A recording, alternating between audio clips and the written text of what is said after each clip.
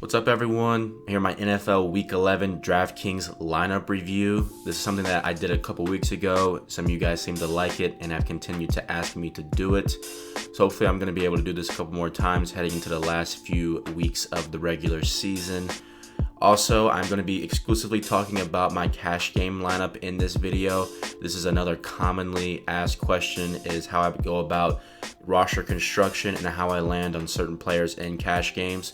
So that's what I'm going to talk about, and let's go ahead and get into it. All right, so the contest that I entered this lineup in was a $2 double up with a lot of entries, and that's a strategy that I like to capitalize on each and every week.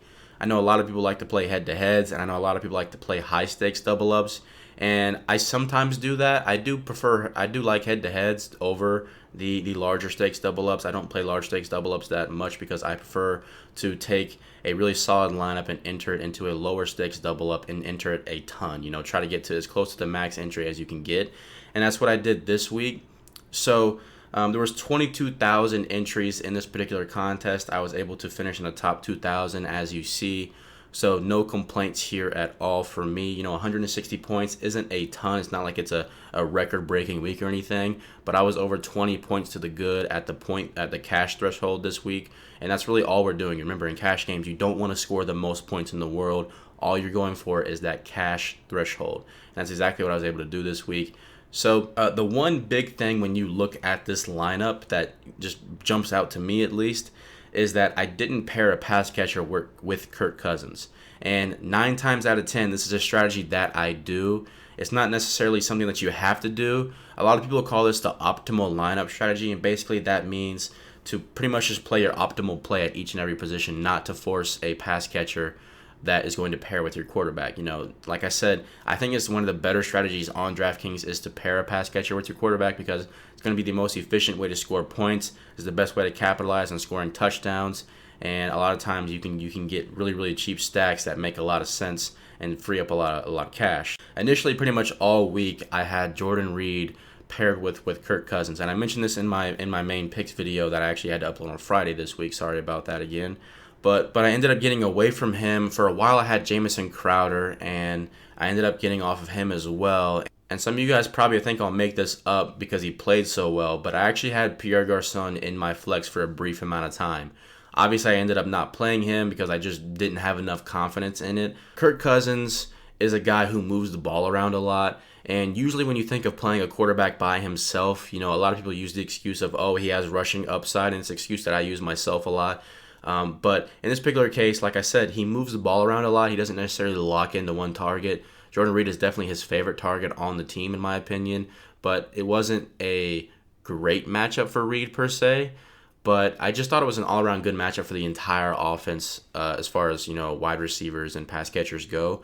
So I saw him moving the ball around a lot, and that's pretty much why I got on Kirk Cousins just by himself. I thought it was a safe play. I thought, he was good for at least 20 points. And obviously he was able to put up that 30-point mark.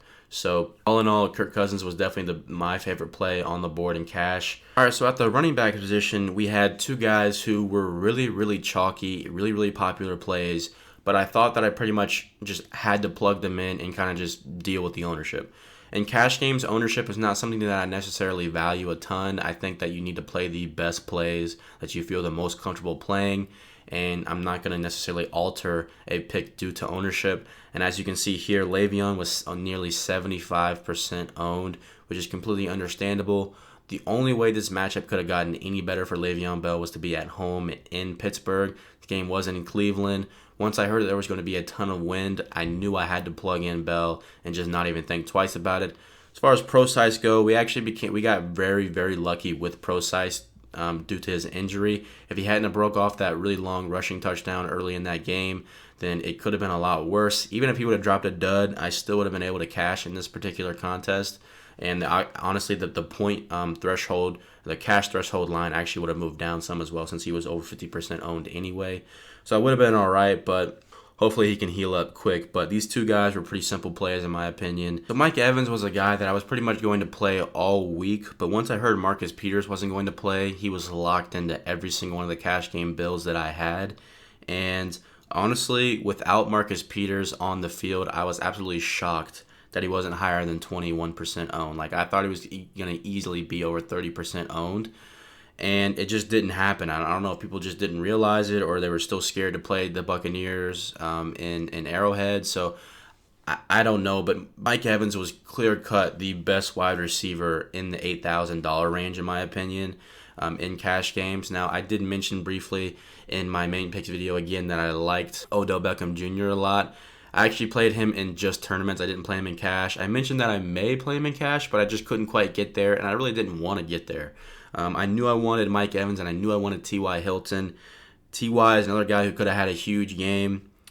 He was a couple yards short of the 100-yard bonus. He did have that impressive touchdown reception, so definitely helped him out there as well. But all in all, these top two wide receivers were definitely really, really easy picks for me. T.Y. was obviously a little bit pricier than I wanted him to be, but I felt 100% comfortable going with him even at the $7,700 price tag. As far as Cam Meredith, and right here is kind of the line where these picks got really, really difficult for me. I really did a lot of research on these guys. And Cam Meredith was 100% just a volume play. I didn't think he was going to have a great game. I thought at best we could see a 15-point game out of him. And he put up, nearly 9 points, which isn't an absolute failure at a $4,100 price tag. For some reason, Jay Cutler just does not like to throw to him. I don't know what it is, but he just can't get it in his brain that Cam Meredith is his best wide receiver now with Alshon Jeffrey suspended. So I wanted to play him, and like I said, 100% was just a volume play. I thought he was probably the cheapest guy to likely see 6 to 8 targets. And again, it wasn't a great matchup per se against the Giants, who have actually played relatively good on defense, especially with Landon Collins and stuff like that. But I thought he was going to be a little bit higher owned personally. But again, Jay Cutler scares people away from picking him, and I didn't like the play, but it was one of those things that like in just about every cash game lineup you're going to have, there's going to be a guy you don't want to play, but you kind of have to. And he was definitely that guy for me this week. So at tight end, I went Jason Witten, and this was kind of an easy pick for me. So like I said, pretty much throughout the entire week, I had Jordan Reed in there, and it's because I really wanted to stack somebody with Cousins. Well, like I said, as the week went on, I didn't want to play Jordan Reed anymore, and I was stacking other people with Cousins, and ultimately, like I said, I ended up not playing anybody with Cousins. But I actually had Martellus Bennett in there for a while. I did a lot more research on it, and I found out that without Grunk, Martellus Bennett is a very average tight end on the field. When he gets the Grunk treatment, when he's getting, coverages designed to prevent him from doing what he wants to do, he really just doesn't do much. And a lot of people are talking about how he was blocking a lot when Grunk wasn't on the field and things like that. And pretty much just what ended up happening. It looked like it was a game where Tom Brady really just didn't even entertain the idea of throwing to Bennett that much. And ultimately, it looked like a game where he really just wanted to throw to his wide receivers, get more confidence, and get a better chemistry going with them. And exactly what ended up happening. So Witten was the guy that I fell back to. He was the cheapest realistic play in cash games at the tight end position for me, at least. And, a lot of people overlook him because he's not a sexy pick, as a lot of people in the industry like to say. He's not a guy who jumps off the board of a guy that you have to force into your lineup each week, because he's never going to score 3 touchdowns. He's never going to put up a 30 DK point day, but he'll get you a solid 10 points at a cheap price, and it's a guy that you have to entertain the idea. And by the way, he's only going to score 3 touchdowns when he's playing the Browns, so don't give me that. But Jason Witten is a guy that, he just gets the job done. I mean, he easily could have put up, 13 to 14 points. He got really close to scoring a receiving touchdown. He had a couple red zone targets. Prescott likes to throw to him. He loves to dump the ball off to him. He feels really comfortable throwing to him. So this is about what I was expecting out of him. I expected 8 to 10 points out of him, and anything more than that, I was going to feel comfortable with. Same thing with Cam Meredith. I was expecting, at best, 14 to 15 points out of him. You can't, if a guy, at 4,100 or 3,300 not getting, 14 to 15 points ruins your cash game lineup, then you're doing something wrong when it comes to finding your elite players.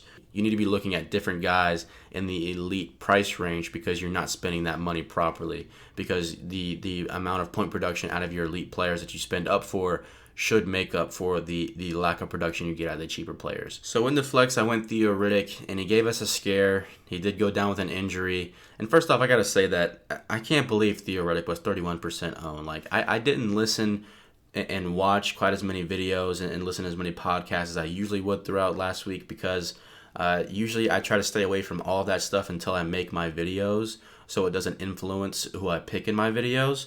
But I didn't hear anybody talk about him hardly, and he ended up being almost higher owned than Kirk Cousins, and I just couldn't believe that. So I don't know if the players around us are just getting better, which I think they are, but, props to everybody who played him, because he was a really good play. And like I said, he went down with an injury briefly. He was able to come back in the second half, and he actually doubled his point production, was able to put up 16 points, nearly had a rushing touchdown. And really my thought process here was, just I wanted to put in a guy who I knew had a safe floor of targets. Riddick had that, and he was going to get some rushing yards. I knew that. And, I thought it was a safe play. He only had about 13 rushing yards, but like I said, he did nearly have a rushing touchdown, had 8 receptions for 70 receiving yards, which you can't complain about that. I mean, you'd be happy with that out of just a receiver. So the 13 rushing yards was just kind of a cherry on top. I nearly went Rashard Matthews here, and I almost went with a little bit of a Indy, Tennessee game stack, small game stack that is, with Ty and Rashard, but I ended up not doing that. I just didn't have enough confidence in Rashard Matthews, and we're going to continue to see his price rise because he's turned into a real threat, and I think he is a guy that you do need to consider moving forward. But I ended up settling on Theo Riddick, and luckily it didn't cost me any cash here. So Riddick was a guy, again, like I said, I was just betting on his floor of receptions, or at least targets. I thought he's almost a lock for 8 to 9 targets these days, and anytime you can get a guy with that many targets projected at this price point, he's got to be somebody you're going to consider. I think he's dealing with an ankle now, so just be sure to watch that moving forward. As far as my defense goes, I ended up going with the Dallas Cowboys. I talked about them. It was a similar situation to what I did with Jason Witten, and I thought that they were the cheapest reasonable play. At 16% own, I'm glad some other people thought this as well. Only 2 points, but I'm not really upset about it. I just don't believe in the Baltimore Ravens on either side of the ball. I don't think that they're an elite defense. I don't think that Joe Flacco is going to be able to do anything, moving forward. So we'll have to see what happens. But they only gave up 17 points, nothing special. I mean, most teams would be okay with just giving up 17 points a week. It's just that they just didn't do much else. I mean, they only had 1 sack. They didn't force any turnovers. It was just kind of a quiet game for them defensively, and kind of just did what they needed to do to prevent them from scoring more points in their offense. And at 2,600, I'm not going to complain about that too much. And all in all, it wasn't a terrible pick, and I don't regret the Dallas Cowboys defense at all. Alright, so that's going to do it for this video. Be sure to leave a like and drop a comment below if you want to continue to see these lineup review videos moving forward. My plan for the rest of the week is to get 2 more videos out. I want to get out a video on Tuesday or Wednesday for the Thanksgiving Day slate, and my video for the Sunday slate will be up on Wednesday as usual. Hope you guys enjoyed. If you haven't subscribed yet, be sure to do that, and I will catch you guys in the next one. Later.